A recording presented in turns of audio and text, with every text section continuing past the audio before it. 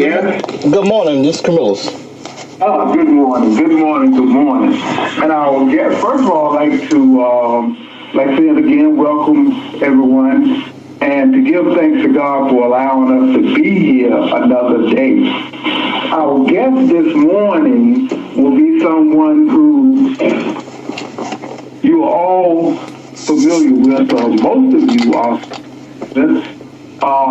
He's a consummate blogger, the creator of the Dancy Communications Network. I would like to introduce you to Brother Curmilus Dancy. Good morning, Curmilus. Good morning, Brother Akbar. Thank you for having me. Yeah, oh yeah, it's a pleasure to have you so that people can learn firsthand what it is you do, why you do it, and just basically your motivation for doing what you do. First of all, let's introduce what it is that you do. All right. Okay, well, first of all, I am Curmilus Dancy II. Glad to have a living father, Curmilus Dancy. Curmilus Dancy 1, and then I have a son, Curmilus Dancy III. So people sometimes run into them and they get me confused with them.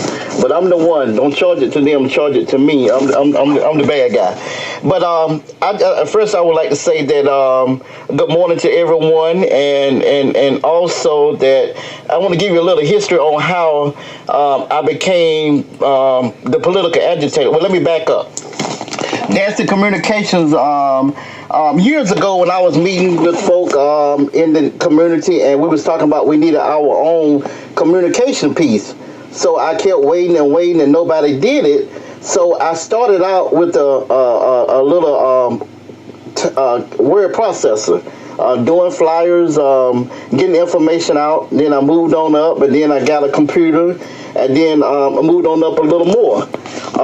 And it's most people know that I used to have a talk show on this same radio station. Also had a talk show on a local TV station in Rocky Mount. And my thing is I want to get the information out. I want to get correct information out. The newspaper give you sound bites. So as you know, I video the meetings that I go to and share them with folk on YouTube, folk that can't make it to the meeting. And like I say, the newspaper give you sound bites, but I give you the whole meeting, and you can look at it, form your own opinion. I give my opinion, but I also give you the opportunity to get your opinion, have your opinion once you look at the video. Two more things before I turn it back over to you. I was called the political agitator by a good friend, Congressman G.K. Butterfield, some years ago when he stepped up to the plate when Frank Balance resigned, and we had to appoint him. Went to Snow Hill. The executive committee had to appoint him, appoint someone, and he was the one that we appointed to fill the unexpired term of former Congressman Frank Balance. So he, shortly after this, started calling me the political agitator. Well, I met Attorney Larry Hall out of Durham, North Carolina. I went to the Committee on Affairs of Black People up in Durham, and I got to know him. He has a local talk show on a local radio station here that comes on Sunday morning, and I call in often. So he started calling me the watchdog of the East. So that's how I came up with the political agitator and the watchdog of the East. But my main thing is, I just want to make sure people get good information, correct information, where I take time to go to meetings where other people don't have time to go to meetings, or go to different places, not only locally but across the state. I have contacts across the state and nationwide, and I just like to be a resource. And when people contact me and they need a resource, if I can't do it, then I got resources that I can refer them to. So I just want to be available for people if I can help them. And the main thing is when people around me are not happy, I'm not happy. I've never wanted for anything. I'm out here giving up my time. I'm at work now. I clocked out so I could come out and make this phone call because that's what I do. I want to be accessible to the people. I want to do what's right, and you know, I'm just a people person. Unlike some people may think I am not, but that's your opinion. But if you get to know me, you'll know that, hey, I'm somebody that you can trust in. If you want a friend, I'll be a friend. And if you want to be an enemy, that's one thing. I treat my enemies like my friends until I just can't tolerate them anymore. But I'm going to turn it back over to you if you have any further questions. Yes, that was excellent description of what you do, and I commend you for the work that you do in our community. I know that each day, I go on Facebook to see what it is you're sharing with the community for that day, and every day you share useful news, useful information, and it is just heartwarming to have someone like you in our community keeping us abreast of what is going on. And although we are a small community, a whole lot goes on. And we would miss it if we didn't have you out there informing us as to what is happening. And one thing that I want to make clear to people, and that is, are you compensated for what you do? No. And that's one thing. When I was years ago, what I did, I was giving of myself.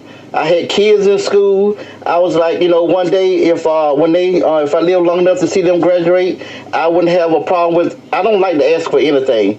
I reached out to certain people, and asked for a donation. My child is graduating, and I felt like, I've done so much. Then that was my way of them giving back to my children, not to me.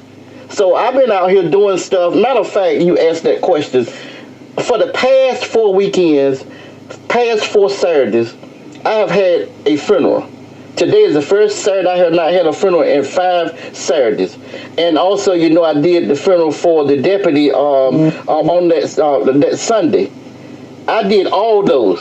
I have not gotten paid for anything. I give back in the community. Most of the families, the first week, a good friend, the Waller family. The second weekend, a committee that I'm on, the racial justice group out of Rocky Mount. A white male died. His wife is a foreigner. She's a retired neurosurgeon. We in this organization together. Pope Funeral Home had him, and went over, had a memorial service. I videoed that. The next weekend I had Dr. Evelyn Johnson's son funeral. That Sunday, like I said, the deputy, and each one of them, what I do is I do the videos the same day and get them to the folk. Nobody else does that. I try to get my stuff to the people. That's my way of giving back. I only ask for donations on my blogs. I don't even ask those guys that I do the funerals for a donation. I do what I do out of kindness of my heart. And when I do get some donations, people need to understand that when you give me a donation, what you are doing is helping me do things in the community. Older people, things I go to in video, I give them copies. I give children copies. So it's not about me. It's what you're doing to help me help the community. And the other thing, before I turn it back over to you, what really makes me feel good, I get emails and stuff from people across the nation, especially people that moved away. I keep them abreast of what's going on. And like I say, before I do turn it back over to you, I had to get a new camera not long ago because I needed to update so I could do it, to the internet and stuff.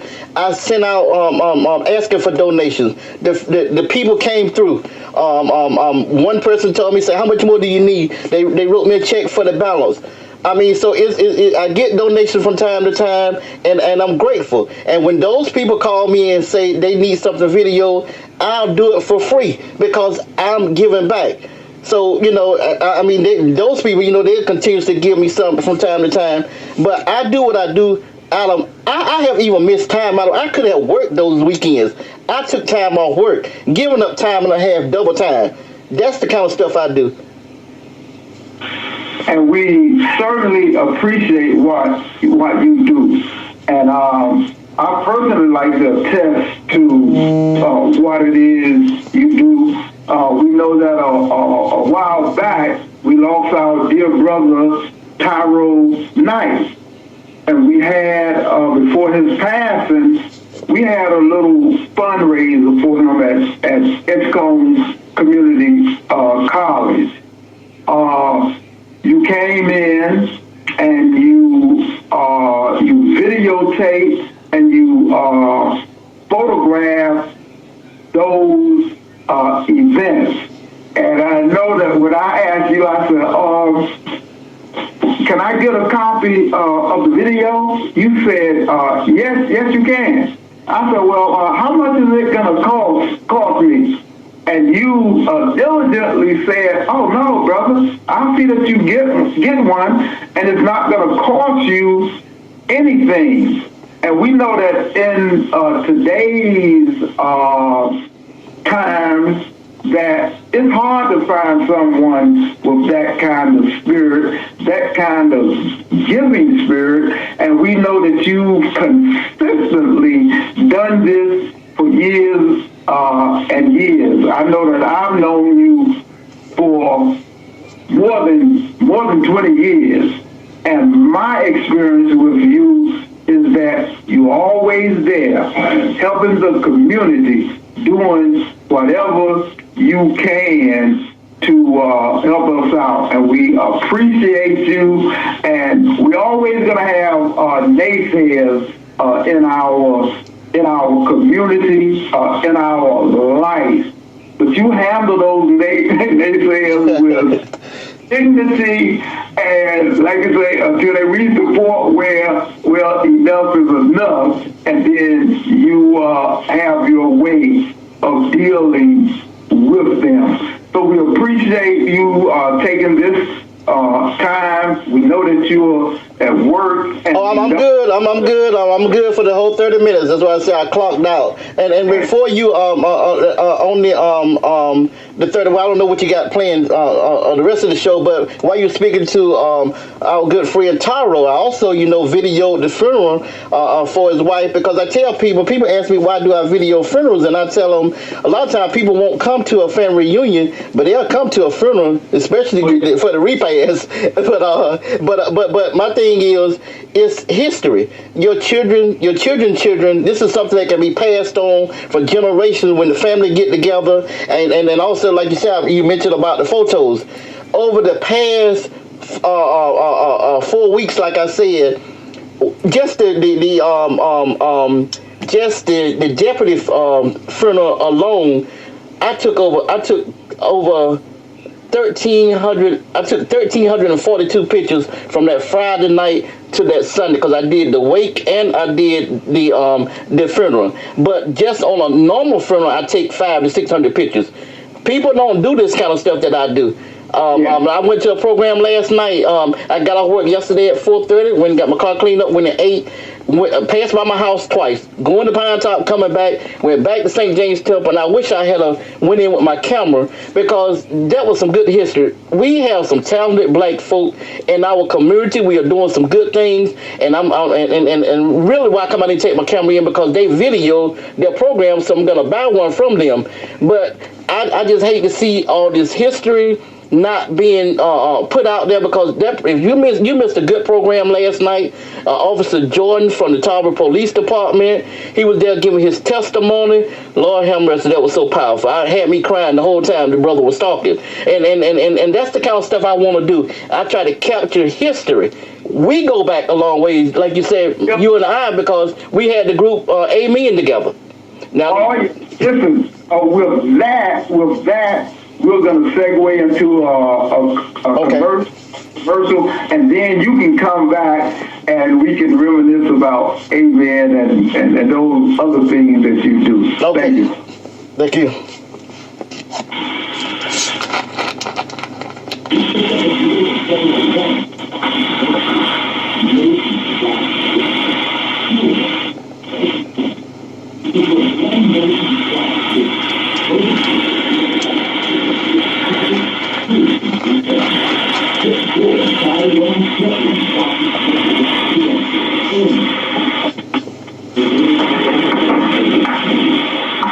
Okay, anything else you want to talk about in particular? We off the air right now. No.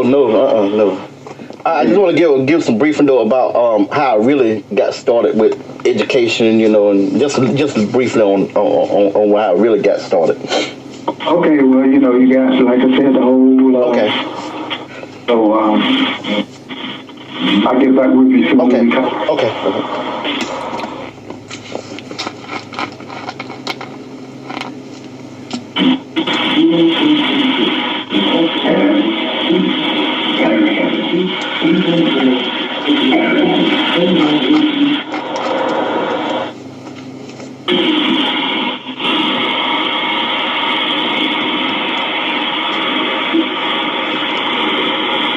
Call muted.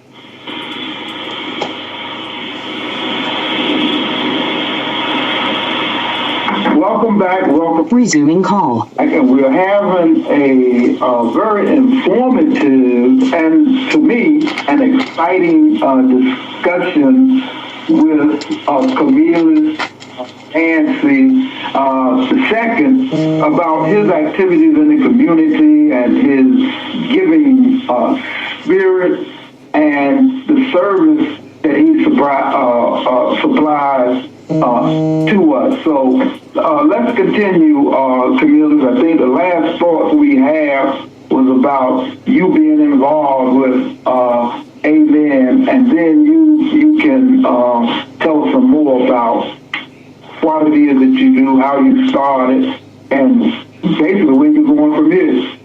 Yes. I remember Amen. That was a great organization that you and I think Roy Gray and Mel Muhammad and a couple of others was engaged in. You can tell us more about that, but that was just a powerful event organization also, and I think I was the secretary and for some time, and I truly enjoyed it. I really did. We did some good things. We did some good things with the organization. Oh, yes. I remember that the organization was formed shortly after the Million Man That's right. March. And we came back from D.C. with a determination to make a difference in our community. Ever there was a need in the community, when people got sick and needed help, when people were burned out of their houses or apartments, we came up and did a caring and sharing event. And even now, when there's a catastrophe in someone's life, all they have to do is ask any member of Amen to assist them, and we'll get together. We'll call each other. We'll decide what we're going to do, how we're going to do it, and where we're going to do it, and we'll come together and do that. And the thing about that organization, there's no big eyes and little U's in that organization. We all stand on the same level, and our thing is about giving back to our community. And you do that so well. And one reason I asked you to come on the program this morning is because I know that many people misunderstand you. And what I wanted to show them your real human side, rather than anything else in when you deal with conflict and combating those forces against you. So again, we appreciate what you do, and we are going to support you in what you do. I appreciate it, and you tell me that every time I see you, which is very often in our coming and going in the community. But let me back up for a moment too before I forget this, before the time run out. I just want to thank Brother Johnson over at the radio station, Stephen Lachelle, and all the crew over there, because this radio station is something that we need in the community. We don't have a lot of it, this kind of communication, and I just love them. I listen to them on my phone.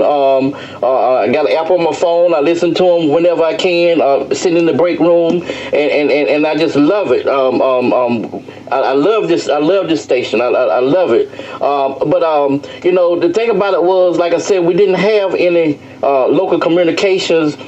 The newspaper, they will print what they want about us, and so I wanted to do something to help our community. I really got involved because I used to go to lots of meetings every day, and I used to go to this meeting, and I found out that our community. I was in a meeting with a minister, and he didn't have his own personal lawyer, and I was like, if I get in trouble, who am I going to? So my thing was, I got to get out here and be a resource.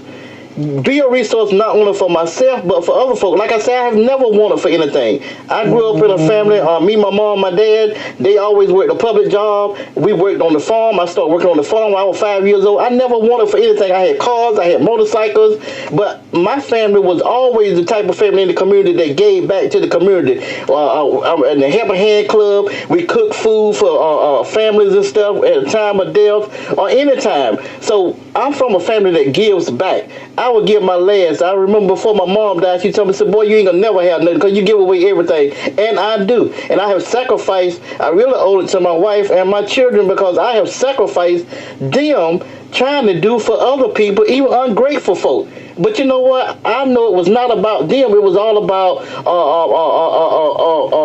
who put me here. I tell people all the time, I say, I know I'm special. I was born on Christmas Day. I know I'm special. And I'm going to do what I can for other folk until the day I leave here. Now, quickly, I started out first about advocate for education.